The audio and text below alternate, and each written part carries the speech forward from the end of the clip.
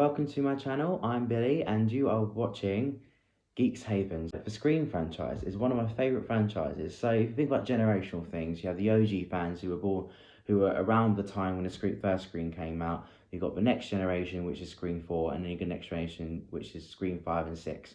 I was born in the year 2000 in August, so by the time I was going to be watching Scream 4 with my family, we watched the first three. My generation is Scream 4 because growing up I had Hayden Panettiere and Emma Roberts on TV before they were in Scream 4. So this is my generation is Scream 4. So everyone's list can be different. So please be respectful. If I was doing this is a ranking of my personal ranking. If I was ranking in terms of production and how well made the films were, the films would be a completely different order. And I'm just going to say right now, the OG film is literally the first Scream is the best horror film ever. Like, I love all the horror franchises, but I've seen a lot of people on YouTube accounts that follow Scream and discuss Scream. Everyone says that like Scream is the most like consistent, and I think that's really good to point out because there's not a single bad film per se. There might be one that you might find has the most production issues or one that you didn't enjoy it as much for a particular reason. So with these rankings, without further ado, let's get to it. So at last place, I'm going to do it reverse order. We've got Scream 3, and I do kind of feel bad putting this one last because I do think Scream 3 gets a lot of hate. Doesn't mean I don't like the film because I can see where they were going with, but out of every single film, it had a lot to change because of the Columbine incident and all that stuff, and then they were going to have Stu in the film, but then backed out of it, so they had to tone down the film a lot. So what was left over was all the goofy Scooby-Doo-esque kind of stuff. I'm glad that we got Dewey and Gale in this film a bit more. Despite Sydney, like, you know, being sprinkled in the first half, I love the third act is what saves this film for me. I'm glad they killed Cotton off. That opening was really good. But I loved Roman as a killer, but they should have had him in more scenes because like Tyson and Roman were like basically irrelevant in this film, and Roman wasn't really relevant until his scene. His scene with Sydney in the end is what saves Scream 3 for me, and I just think over time I'm glad that Scream 3 is getting more love, but I do see that most people are putting it down, but a lot of people always back it up with good points. Like, there's not a bad film, it's just it's not as good as the others. So that's why Scream 3 is in that place. So moving on, and on my TikToks, I've done the Scream rankings numerous times. I did them before, then when Scream 5 came, I redid them, did it with Scream 5, and then vice versa with Scream 6.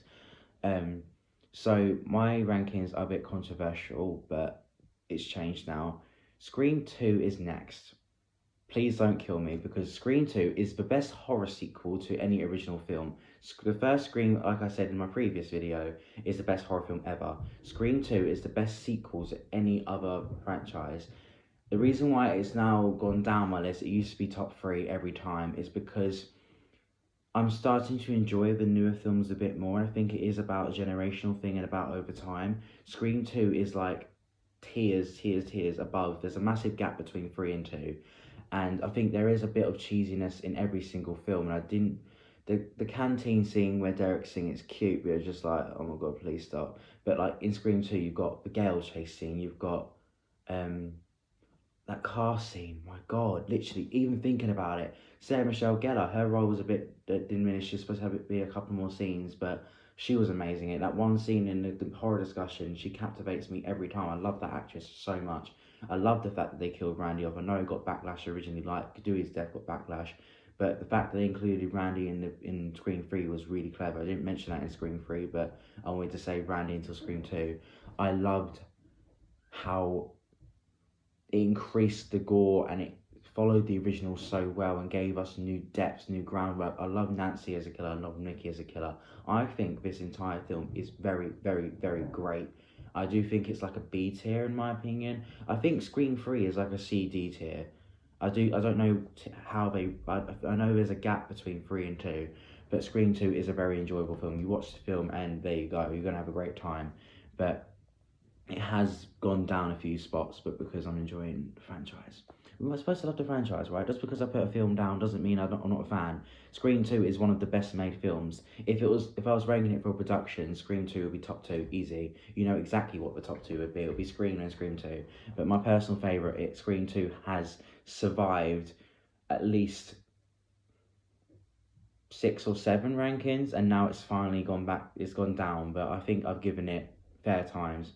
And next, if I'm reversing the two to make another number, next is Scream 5 or Scream 2022, and this one is interchangeable with Scream 2. But Scream 5 originally was like a mid tier to me, but I just love it even more. I love the fact because Scream 4 and 6 are great films, but they didn't kill anyone major. And I remember that. And the same people that complained about Dewey's death complained about Scream 6. So I'm like, at least Scream 5 killed Judy and Dewey off. I think without that, Scream 5 wouldn't have been important because I love the killers, but the motive was a bit. I like how original it was because of Stab, but I think they should have done more with it. And they should have had more of a reason of why they included Sydney, not just making up a movie. Like, they should have been like, that's why they needed Christina Carpenter in the film, so they can tie Sydney to it as well, because Christina's the bridge. I think that was the biggest letdown, is that they didn't have Christina Carpenter in the story at all. I think that was such a stupid mistake, because and it would have explained Sydney's there, not just bringing Sydney in for the sake of it. So that's why Scream 5 is a bit. But all in all, I love the cast. I love the fact that Tara's put in such a catalyst role. You know, she got her revenge at the end of the film. I love the reveals of the killer, especially when they tricked you with thinking that other killer is not going to be Richie, and then they tricked you again, and it's like, it's such a great time, especially that originally Scream 4 was supposed to be a trilogy, and as a kid I was like, what, 11, 12, whatever age I was when the DVD came out for Scream 4, and I watched it and I was like, yeah, there's going to be another one. Everyone's like, Scream 5, we know about the script trilogy, that's why Kirby was confirmed to survive, because Wes Craven said it's always supposed to happen before RIP he died. I said that really fast, I do apologise. But with I've sidetracked again, I do apologise. But yeah, with Scream 5, like, I knew it was always going to happen. Even when it got announced, I was like, I knew it. Just like Tara in Scream 6, I knew it. But Scream 5 that's why it's quite high up for me. It's such a thrill to be right. I think I manifested it in a way somehow, but I always knew that Scream would come back. I knew Scream 4 is like a bridge film, like Kirby's just, I'll come back to Kirby for Scream 6 and Scream 4, but Kirby's like a bridge role between the generations, and like Scream 4 is the middle one, but Scream 5 kind of did what Scream 4 was supposed to do. I love the fact that every sequel references some of the films, and that Scream 3 and 4 got their references, especially with Scream 6. This is how consistent it is. No other horror franchise can be this consistent compared to Scream, so that's what I love about it. So, moving on. Next, in third place, I have Scream 6, and it was recency bias when I had it in first place and second place, but Scream 6 is a great time because it followed up from Scream 4, followed up from Scream 5, and it's like that shrine room. I know it had problems because of Neve Campbell's pay dispute, but the fact that they still had a smart way of including her in, because I didn't mention Sydney in Scream 5, but her involvement in Scream 5 made a lot of sense. She didn't show up because of Dewey's death, and they mentioned Mark, they mentioned the kids, so the fact she wasn't in there, it's like an opening for Scream 7. We're gonna see Sydney protecting her kids. We're not actually seeing the kids and Mark properly. We haven't seen Mark since Scream 3, so I love the fact they staggered it across 5, 6, and 7 now. So it makes sense the reason why she wasn't there. It makes sense that Gail will be the one that mentioned it. It makes sense that Ghostface mentioned Sydney. Kirby was back. I always knew Kirby would survive. It was kind of obvious, but I love the fact that Kirby's now FBI. So Gail's always been a plug-in role because she's a reporter. So in the future, I hope they don't kill Kirby off in Scream 7, because they have a character they can keep coming back. She's an FBI that specialises in Ghostface attacks. They can use Kirby to be the new Gale, essentially, a new plug-in role. But Scream 6 was great. 3 killers. It did the reverse of Scream 4. Scream 6 gave us a POV of the killer in the beginning because of okay, I'm gonna put a caption saying spoilers, but I forgot about that part. But the fact that they revealed an impromptu amateur killer at the beginning, and then the real Ghostface stepped in, I was just like, this is great. I love Scream 6. I love the killers. I love the fact that they took the fact that it was in Scream 2, it was the mother of the previous killer. They made it a family of killers, because if you've got to think about it, people get down on it, but I'm actually seeing another side. They had 3 killers. Sometimes you have 2 and then a third one not working together, or you have 3 separate ones. How are they going to make them together? Make them Richie's family so they all work together. So there's no like, I mean, you did get kind of reference where he said there's a special bond between his father and his son, and Ethan was like, eh. But you know, but it was so smart to do one better than Scream 2, to up the stakes. So people say it's a copy of Scream 2, but I think it's just little references saying this is the second part of this storyline. The fact that I know Melissa Barrera got axed and she's not going to be in Scream 7. I love the new cast so much. I love the fact that, you know, Chad's the new Dewey, that's why he survived. I love the fact that they did what Scream 4 did and didn't kill anyone off, because just in case Scream 7, the original Scream 7 did happen. But the fact that we see Danny, Sam and Tara walk off in the sunset means that the door is open to, like in Scream 3 when Sydney was like ready to leave and then the wind with the door open, meaning that Scream 4 could happen. So I'm thinking we will see the Carpenter sisters again, and Melissa says she's happy to come back because depending on the circumstances, like Nev said she would come back and we got Nev back. So I love Scream 6. It's such a good film. I love the fact that they switched up and gave us New York City, and the fact that you think you'd be safe in a city, but actually you're just, it's just as dangerous. And Scream 6 with Ghostface with a shotgun, I could probably talk about the films all day, but Scream 6 is such a great addition, especially it's the sixth film in the franchise, and the ladder sequence as well. There's so much I can talk about these films. I'm at 9 minutes now, so let's get wrapping. So, second place might be controversial, but I've noticed that YouTubers say this film has to be top 3 regardless. And, sorry, I was trying to breathe. I love the original Scream so freaking much. It is my favourite horror film of all time. But in terms of my favourite, Scream is next. This film cannot be redone, cannot be bested, and this film literally flipped horror on its head, gave us such a beautiful cast, like, you know, Rose McGowan and everyone that I could probably list all the actors, but I've listed them all. There's so many good, everyone in this film, including the actor that played Kenny, everyone is so great. And there's nothing more iconic. I get goosebumps when I talk about this film. I literally, like, especially like the quotes and like Billy, and it's just, oh my god, literally, you can see I just love this film so much. I will not forget the opening with Drew Barrymore. You're on the edge of your seat this entire freaking film. Like, even if it does feel a bit slow, but like the context of the dialogue is just like you're thinking, oh my god. It's like this film, I'm getting goosebumps talking about this film. It means so much to me, despite me being a Scream 4 generation. But I love this film. I literally got goosebumps, like, not exaggerating. But in terms of the best made film, I probably might do that ranking at one point. Scream was the first, but it's second place, very close second to me, because next is Scream 4. And the reason why is because I'm part of that generation. I'm not going to claim to be an OG fan. So watching Scream 4, when it flipped the original again, the fact that they tried to convince us, I don't want to listen to people saying that they knew it was Jill, I'm really sorry, but Jill was the least predictable killer in the franchise, other than Stu, because Stu, we didn't know at the time, they didn't know at the time there'd be 2 killers. So, I love Stu to pieces, he is one of my favourite Ghostface, but Jill, oh my god, that reveal. The opening was a bit cheesy, but every film, I'm glad that they got the cheesy bit out of the way, because I do like the fact that it was generational horror, but I do like the fact that they moved out of the way, and this film, like Scream 6, I've been sidetracking a little bit, but the fact that, like, the Act 4, which is the aftermath, is Jill's point of view, and everyone says that there's no such thing as an Act 4. Third Act 4 is the aftermath. Act 4 in Scream 1 is Gail's reporting at the end. Scream 2, it's the bit where Sydney says to Cotton, ask Cotton, he's the hero. Scream 3's Act 4 is obviously the engagement for Dewey and Gail, and Sydney opening the gate with her dog, you know, beautiful music. Scream 5 was pretty much similar to the original Scream. Scream 6 was like the aftermath, kind of similar to Scream 2.